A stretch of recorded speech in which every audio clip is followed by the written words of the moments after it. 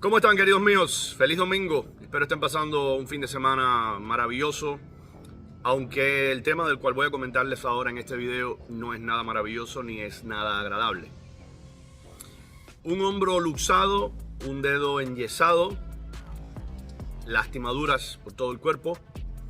Así ha quedado la señora intelectual, académica, historiadora cubana Alina Bárbara López, luego de su más reciente episodio con las autoridades cubanas, con la justicia, con el brazo armado de la ley, que es la policía, ¿verdad? El jueves último, intentando viajar sencillamente de Matanzas a La Habana, lo cual todos conocemos que es un crimen terrible, que en cualquier parte del mundo debe ser severamente castigado y reprimido por parte de las autoridades, porque viajar de una provincia a otra en cualquier parte de este mundo, como usted comprenderá, es motivo más que suficiente para que usted sea aprehendido, y en casos como este extremos, donde es una persona con un nivel de peligrosidad elevadísimo, una persona mayor, intelectual, como acabo de decir, y que además con solo mirarla uno se percata del peligro que implica, tremendo para la sociedad, ¿verdad? Pues luego de ese último encuentro, así ha quedado esta académica, esta intelectual, ensayista y editora, a la cual muchos intelectuales cubanos conocen. Y estoy haciendo énfasis en esto porque de lo que va este video, lo que pretendo transmitir ahora mismo con este video, quizás no es la clásica denuncia contra la dictadura cubana, porque por más desagradable que sea decirlo, uno cuenta con ese comportamiento, ¿verdad? ¿A qué me refiero? En la naturaleza de toda dictadura está ejercer como tal. Usted es una dictadura consumada y consagrada al ejercicio dictatorial. Usted sencillamente tiene un conjunto de reglas como dictadura que las ejerce, que las pone en práctica y que vela con mano de hierro que se cumplan en la sociedad. La desobediencia, el desacato a esas reglas, a esas normas arbitrarias y dictatoriales, sencillamente es castigado, todo eso, con una amplia gama de restricciones, de sanciones, de violaciones de tus derechos humanos, en fin, o sea, lo de siempre, ¿verdad? Sin embargo, lo que a mí me desagrada de los conceptos y de las definiciones es llamar como tal algo que no lo es. Me explico muy sencillamente. Cuba está ejerciendo, el gobierno cubano está ejerciendo como lo que es una dictadura. Está siendo al menos consistente y coherente, ¿verdad? No se está ocultando. Una mujer que sencillamente reclama, por ejemplo, una Asamblea Nacional Constituyente para aprobar una constitución que incluya verdaderamente a todos los cubanos. Una mujer que está reclamando que el Estado se haga cargo de las personas mayores, desposeídas verdaderamente, y no que se le pase ese peso y esa responsabilidad a ciudadanos que no tienen esas facultades. Una mujer que está reclamando la liberación de presos políticos sin la obligación del destierro, que es la única opción que ofrece la dictadura cubana, como toda buena dictadura. Esos son básicamente algunos de los reclamos de la académica, de la profesora Alina Bárbara. Pues sencillamente todo esto ha conllevado una espiral de violencia, una espiral de violaciones de sus derechos y demás. Pero insisto, hasta ahí estamos en el comportamiento típico, ¿no? Lo que define a una dictadura. Lo que sí me molesta es que se llamen intelectuales aquellos que no ejercen como tal. Lo que sí me molesta es la hipocresía inaceptable para mí, imposible de tragar para mí, de un grupo de personas que se hacen llamar intelectuales, de un grupo de personas que pretende ese grupo, ese sector poblacional, pasar por intelectuales, por artistas, por creadores, cuando en la práctica están ejerciendo de cobardes, no de intelectuales. Prácticamente la definición, escrita o no escrita, no me interesa siquiera, de lo que es ser un intelectual, está el cuestionamiento, está el ser un individuo rompedor precisamente de normas y de cánones, siempre que esas normas y esos cánones sean injustos, sencillamente, Hay célebres frases del activismo internacional que hablan precisamente de lo que implica desobedecer leyes injustas. Y han sido precisamente los intelectuales, históricamente, los que han llevado a cabo esa difícil tarea, los que han cargado sobre sus espaldas con esa dura y pesada losa, ¿verdad? ¡Qué maravilla que los intelectuales checos, por ejemplo, estoy pensando en ellos ahora mismo porque recién he leído algo al respecto, pero puedo poner un sinnúmero de ejemplos, durante el enfrentamiento que tenía precisamente la hoy República Checa, en aquel entonces Checoslovaquia, con el imperio dictatorial soviético. ¡Qué maravilla que los intelectuales, o que un sector colosalmente grande de la intelectualidad de la época no se desentendiera de sus funciones como intelectuales y fueran los primeros en denunciar justamente los atropellos del imperio soviético, cargando además con las consecuencias? Porque, y volvemos a las definiciones, no podrá usted creer que usted esté enfrentando un imperio dictatorial como el soviético y sencillamente se le va a permitir que usted denuncie impunemente, ¿verdad? O sea, son reglas del juego claras. Usted enfrenta a una dictadura y la dictadura se va a comportar como tal, ¿no? Si le permitieran a usted libremente expresarse, si le permitieran a usted libremente cuestionarlos, entonces ahí cambiaría toda la ecuación porque no sería una dictadura, ¿verdad? Por eso digo que por más que nos encabrone, por más que nos desagrade, el rol de dictadura se está cumpliendo a cabalidad, ¿verdad? La profesora Alina Bárbara también está cumpliendo a cabalidad lo que implica ser una intelectual. Y sobre todo una intelectual que no teme enfrentar unas consecuencias que prácticamente le tocan precisamente por el rol intelectual. Lo terrible de todo esto es que termina en una espiral de perversión, donde por ejemplo al intelectual, al creador, que quiere sencillamente, que elige voluntariamente no quedarse callado ante los atropellos que comete una dictadura en su país, termina prácticamente convirtiéndose en un activista a tiempo completo, termina prácticamente convirtiéndose en alguien que eventualmente tiene incluso que abandonar el rol académico, el rol de magisterio, el rol de la creación, porque en primer lugar se encuentra solo, o en este caso sola, y obviamente no me estoy refiriendo al puñado, todo hay que decirlo, de personas que valientemente, corajudamente, desafiantemente apoyan, respaldan a Alina Bárbara. No me estoy refiriendo al grupo de personas que integra, por ejemplo, Jorge Fernández Hera, que integra a mi querido amigo y hermano Angelito Santiesteban, como no podía ser de otro modo. Casi no quería empezar a mencionar nombres porque temo dejar a otros fuera y que se me enojen, ¿no? Todo aquel que le está tendiendo la mano y todo aquel que está mostrando públicamente su respaldo a lo que está haciendo esta académica, por supuesto que tiene mi cariño, mi respeto y mi agradecimiento, ¿no? Pero no seamos ingenuos, ¿no? Un sector mayoritario de lo que dice llamarse intelectualidad cubana sencillamente está haciendo mutis por el foro. Está haciendo de cuenta que no se entera. Que no se entera que una señora de creo que 58 años, espero estarle diciendo bien la edad a la profesora, está siendo violentada ya de una forma directamente física, directamente, o sea, con violencia corporal. No estamos hablando ya solamente de la violencia psicológica que se ejerce contra todo aquel que quiere sencillamente tener un activismo que es su derecho, además, pero no bajo una dictadura. Y estoy seguro de que ella estará de acuerdo conmigo en el tema de las definiciones, ¿no? ¿Qué es lo que sucede? Que ella se rebela contra el hecho de vivir en una dictadura. Mientras otros aceptan eso apaciblemente, mientras otros aceptan eso como un hecho ineludible, imposible de cambiar, imposible de alterar, personas como ella, de las cuales diría José Martí que llevan en sí el decoro de muchos hombres, sencillamente se rebelan contra eso y dicen, pues si me impones una multa de creo que eran 7.500 pesos, ¿no? No significa que yo no la pueda pagar, significa que no la quiero pagar. O sea, yo la puedo pagar, yo no me voy a declarar insolvente. Recuerdo esa manifestación de ella públicamente, de decir, no, yo puedo pagarla. Yo no soy insolvente, yo puedo pagarla. El problema es que no quiero pagarla.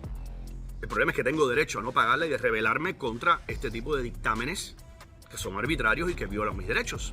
Para colmo, que violan incluso algunos derechos supuestamente consagrados en la última Constitución de 2019 en Cuba. Es toda una farsa, señores. Papilla de sémola es lo que es esa Constitución. Pero lo que más me indigna, y por lo que he titulado este video Hipócritas, es porque cada vez que veo declaraciones de presuntos intelectuales, creadores, repito, ¿no?, gente de pensamiento en Cuba, actúan mirándose el ombligo. Actúan de tal forma que pareciera que ellos no tienen redes sociales, porque son las personas más desinformadas de este mundo, y no se enteran de atropellos como estos. Atropellos que se le están practicando, que se le están cometiendo a una persona de su propio gremio. Porque la excusa siempre suele ser, cosa que me parece un argumento más que pusilánime, más que mediocre y más que pusilánime y cobarde. Pero bueno, la excusa soterrada suele ser que, bueno, el sector de la oposición en Cuba muchas veces es un sector excluyente en sí mismo. A veces estos presuntos intelectuales miran por encima del hombro a algunos activistas que tienen menos estudios, que tienen menos letras, ¿verdad?, que son menos entendidos académicamente. Y uno dice, como nos va a tocar reconstruir el alma de este país, ¿no? Qué jodido está todo. Ese famoso daño antropológico, óyeme, en el caso este, está siendo profundo ese daño, ¿verdad? Pero bueno, esa es la excusa, no es un sector mal hablado, es un sector vulgar, es un sector, ¿verdad? Ok, y en este caso en particular, ¿cuál es la excusa? Una mujer decente, integrada socialmente en lo que cabe, según los cánones y los códigos de comportamiento social. Y fíjese que estoy circunscribiéndolo a ese ámbito, porque no estamos hablando de una bandolera, no estamos hablando de una verdulera, que era un término que se utilizaba antiguamente para definir a la plebe, ¿no?, obviamente con una intención peyorativa. No, estamos hablando de una académica. Estamos hablando de una editora y ensayista. Estamos hablando de una mujer que ha recibido múltiples premios a lo largo de toda su vida. Sencillamente tiene algo que le falta a otros. Y yo sé que muchos de ustedes están figurándose algún término que puede ir, perdónenme la vulgaridad, desde cojones hasta ovarios, pero yo lo iba a definir como decoro. Sí, el decoro martiano. Porque incluso es hasta contraproducente y yo hasta me revelo a nivel intelectual. Me resulta desagradable tener que hablar de coraje, tener que hablar de valor, tener que hablar de todos esos términos, ¿no? Desde testículos hasta ovarios, para definir el comportamiento de una intelectual que sencillamente lo único que está haciendo es asumir su rol dentro de la sociedad. Lo único que está haciendo ella, de igual modo que la dictadura está siendo coherente en su ejercicio dictatorial, ella está siendo coherente en su ejercicio intelectual. Los hipócritas son otros. Los hipócritas, y para no seguir generalizando y poner ejemplos concretos, hipócrita es un Jorge Perugorría que se para frente a un podio o en un podio frente a un estrado recibiendo un premio nacional de cine y dice sencillamente que los cineastas cubanos deben unirse. Ojalá que vengan aires de reconciliación, que respetemos la diferencia entre los cineastas y podamos trabajar juntos por el cine cubano.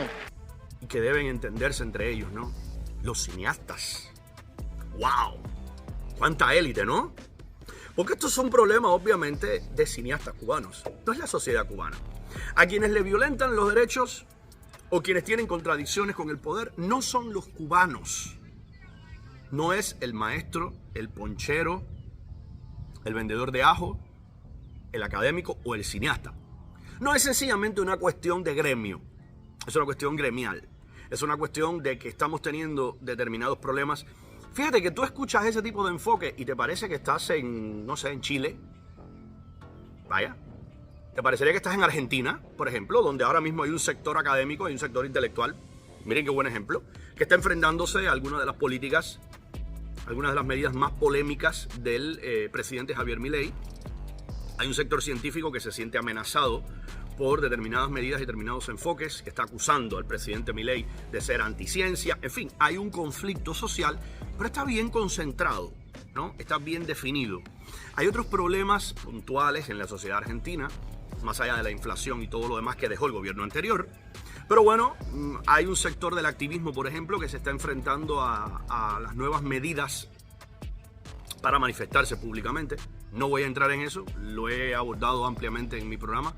Ninguna de las medidas que impulsa el gobierno argentino hoy por hoy me parecen absurdas, ni me parecen dictatoriales, sencillamente me parecen de orden.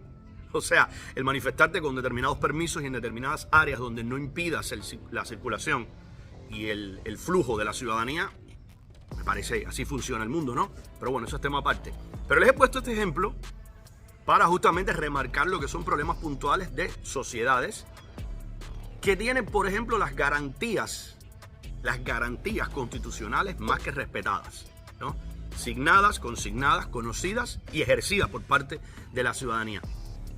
En un país como este, uno comprendería que un intelectual, un cineasta, un creador, un artista se para a recibir un premio y bueno, se refiera a su gremio en particular. Pero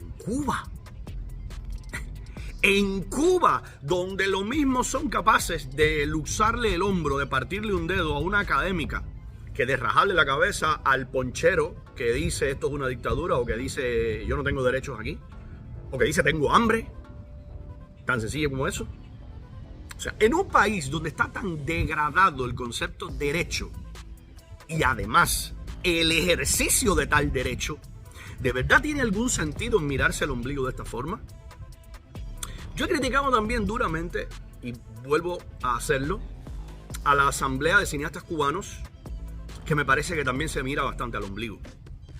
Y hay personas muy valiosas, y hay personas cuyo talento y cuya valía desde el punto de vista creativo, a mi parecer, están fuera de toda discusión dentro de ese gremio, pero también me parecen hipócritas. Y por eso también los estoy incluyendo. A la asamblea en pleno. No pronunciarse, no manifestarse frontalmente, no ejercer presión frontalmente ante la violación de derechos, ante la brutalidad contra una académica como Alina Bárbara, esto es sintomático de una sociedad. Esto es sintomático de la desidia, de la desmotivación, de la barbarie que se ha ido instaurando, de una especie de sálvese quien pueda, según el cual, y yo recuerdo habérselos dicho en muchas ocasiones a los médicos de Bayamo, a los cuales mantienen ahí en una especie de duermevela, en un limbo, ¿no? Una piscina de leche condensada, esperando que llegue la sanción definitiva, mientras tanto los dejan trabajar un poquito, en fin, todo ese gran absurdo, ¿no? Que es ese país y que son todos estos casos. Yo recuerdo haberles dicho a ellos, ustedes callaron, y han seguido callando, dicho sea de paso, con lo que pasó precisamente con los médicos, por ejemplo, secuestrados en Kenia, llevados a Somalia, y con todo lo que está ocurriendo ahora mismo. No te puedes poner bravo cuando el resto del mundo se quede callado ante tu caso, ¿verdad? De lo que se trata sencillamente en casos como estos es de darnos cuenta, de percatarnos de cuán podrida y cuán degradada está esa especie de alma intelectual que te dice yo no me puedo quedar callado ante esto. Porque esto no es que me afecte a mí, no es que la afecte a ella, no es que afecte al vecino, es que nos afecta a todos como país, como nación. Y cuando yo miro a muchos intelectuales participando en concursos, formando parte de eventos, impulsando supuestamente un pensamiento crítico, yo digo, ¿pero de qué estamos hablando aquí?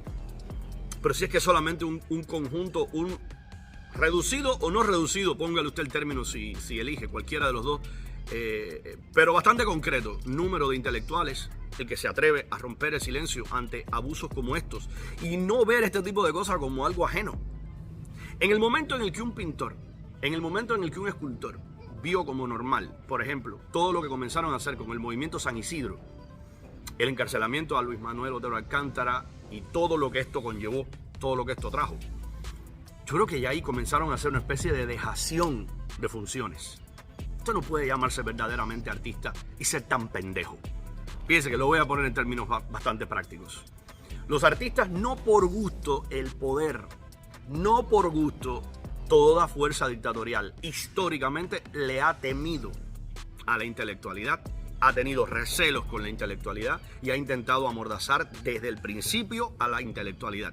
Recién llegada al poder, toda fuerza dictatorial ha dicho, tengo que hacerme con el control de los medios, por razones más que obvias, y tengo que mantener a raya a estos pensadorcitos, ¿verdad? Tengo que mantener a raya a estos creadorcitos, porque sencillamente el pensamiento es contagioso. Cuando usted enseña a alguien a pensar, eso puede terminar, y si no, pregúntenle a los discípulos del padre Felipe Varela, ¿no? Eso puede terminar contagiando. Y eso puede sentar un precedente muy peligroso, entonces yo tengo que dar escarmiento. Y por eso ha sido el enfrentamiento histórico entre dictaduras e intelectuales. Repito, me voy a ver, que me vienen a la mente tantos ejemplos, porque en la Alemania comunista, la RDA, precisamente, el empuje de tantos intelectuales fue motivando a la sociedad, fue empujando a la sociedad hacia el muro, pero no hacia el muro para brincarlo y escapar, sino para derribarlo. La presión que comenzó a sentir justamente el establishment, no solamente en la RDA, sino también desde la Unión Soviética, que era donde estaba el headquarter, ¿no? La cabeza de la hidra. Todo ese empuje, toda esa presión, todo ese efecto de sociedad que está volcada hacia, vamos a ir presionando este muro, vamos a ir empujándolo poquito a poquito, hasta que cometas errores, hasta que comiences a tomar decisiones que terminan virándose en tu contra, hasta llegar a anunciar que puedes cruzar el muro a la hora que te dé la gana, aquella célebre conferencia de prensa. Pues me aparezco precisamente, te tomo la palabra y me aparezco. La intelectualidad, el pensamiento ha llevado la voz cantante. Por eso no puedo creer en tantos intelectuales cubanos que se hacen llamar de esta forma y que intentan marear la perdiz, ¿verdad? Tanto artista, tanto creador, tanto académico, tanto ensayista, tanto traductor, que finge no darse cuenta de lo que está ocurriendo con esa mujer. Una persona que, repito el concepto martiano, ¿no? Lleva en sí el decoro de muchos hombres. Así que nada, en primer lugar, desearle a la profesora Alina que se cure lo antes posible de esta luxación, de estas lesiones físicas puramente que recibió en esa patrulla miserable, donde la montaron por ser simplemente una mujer de honor, una mujer que enorgullece, no solamente, ejemplos como estos enorgullecen no solamente a quien le conoce, enorgullece no solamente a un gremio intelectual que siente responsabilidades, nos enorgullece a todos. Que existan personas como ella nos enorgullece a todos los que soñamos sencillamente con un país normal. Algo en lo que tanto insisto en mi programa. Tener un país normal implica tener un país con problemas, tener un país con insuficiencias, tener un país con cosas que superar, con facciones internas dentro de la sociedad en pugna por hacerse valer cómo funciona todo país, pero un país donde sencillamente viajar de Matanzas a La Habana no termine siendo motivo de una luxación en un hombro y de un dedo partido.